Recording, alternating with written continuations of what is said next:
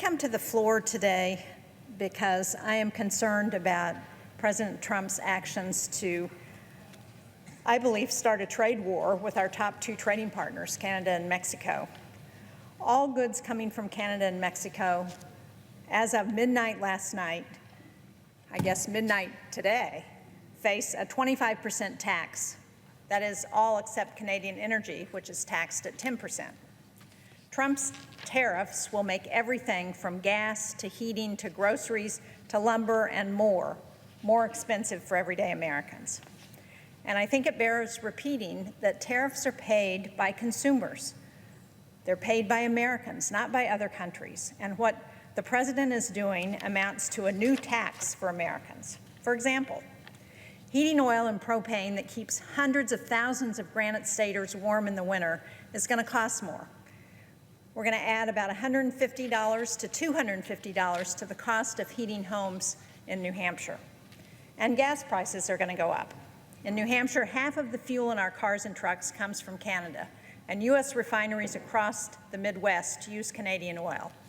The U.S. imports 80% of its potash fertilizer from Canada, and this tariff makes farming and food more expensive.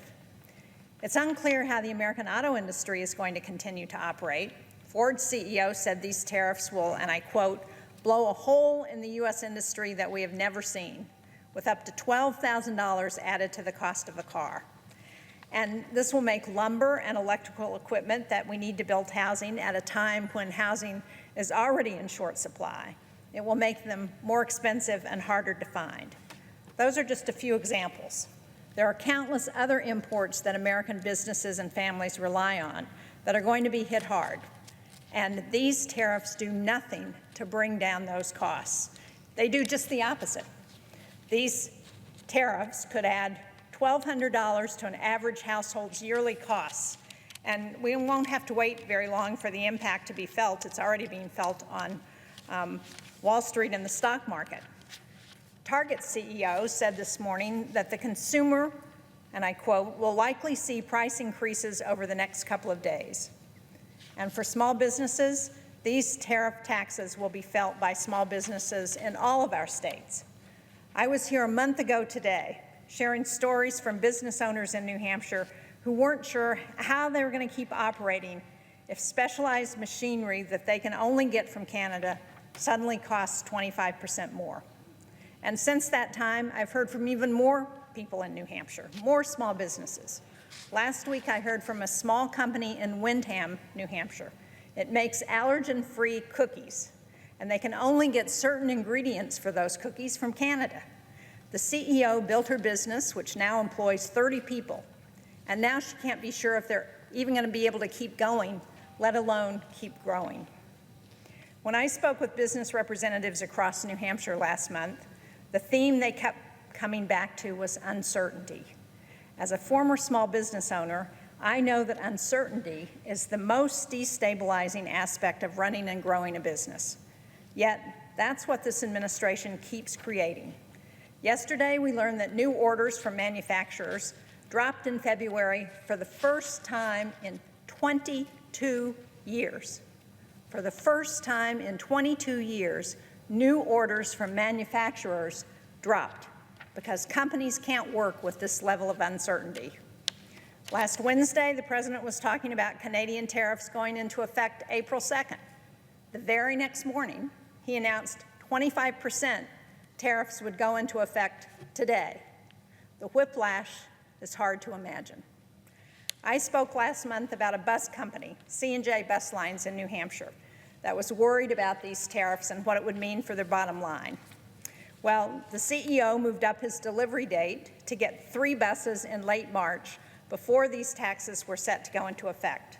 But his costs just went up more than $450,000. Businesses plan months, quarters, or years in advance. They need to place orders and plot out their growth in order to succeed. How can they plan when they can't even know whether their costs are going to go up 25% overnight? How can a developer know if they can start building the housing that New Hampshire desperately needs if their lumber could cost 25% more overnight? And how can a family already struggling with high costs continue to pay the rent, or put food on the table if their household costs are going to go up $1,200 this year.